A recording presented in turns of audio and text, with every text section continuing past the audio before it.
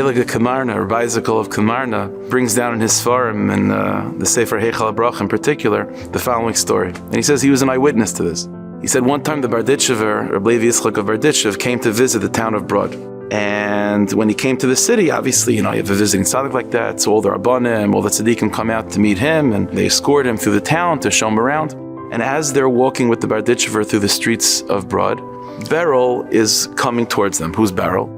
Beryl is, what can you say about Beryl? Beryl was a very, very, very simple Jew. Unsophisticated, struggled with low things. He was not exactly one of the great Rabbanim and tzaddikim of the town.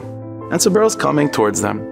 The Barditchever, with the Barditchever eyes, looks at Beryl, and he immediately breaks from all the Rabbanim and Tzaddikim that he was with, and he makes a straight line towards Beryl, runs towards Beryl, gives him a big hug and kiss, and picks Beryl up with his hands, and he says, Beryl, you should know how deep the Rabbanu Shalom is, how amazing it is to connect to Elokus, and he starts talking to Beryl about very, very high and lofty things, about Dveikus and attachment to Hashem, and the names of Hashem, like very, very big, lofty concepts.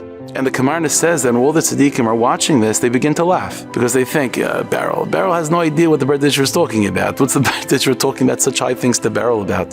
So after this whole episode is over, the Barditchever turns around and he sees the other tzaddikim and Rabbanim chuckling, and he realizes right away why. The Barditchever goes out and he says, listen, I know Beryl's a simple Jew, I see that. He says, do you know why Beryl's a simple Jew?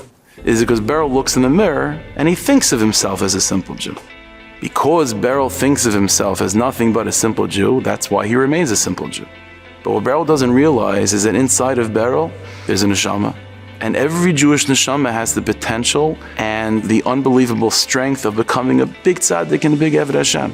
Instead of Beryl looking in the mirror and thinking of himself as a simple Jew, he has to look in the mirror and think of himself as an underdeveloped tzaddik. And what I was trying to do was engage with him in a conversation that speaks to that part of him. And when he realizes that, whoa, the Barditchever is looking at me as not a simple guy. He's looking at me as someone that has the potential and is locked within me, a big tzaddik and a big Eved Hashem. It's going to bring out from him that strength.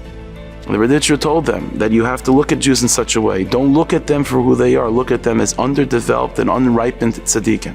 When you see them as such and you talk to them and engage them in such a way, that brings out of them their strength and their koiches.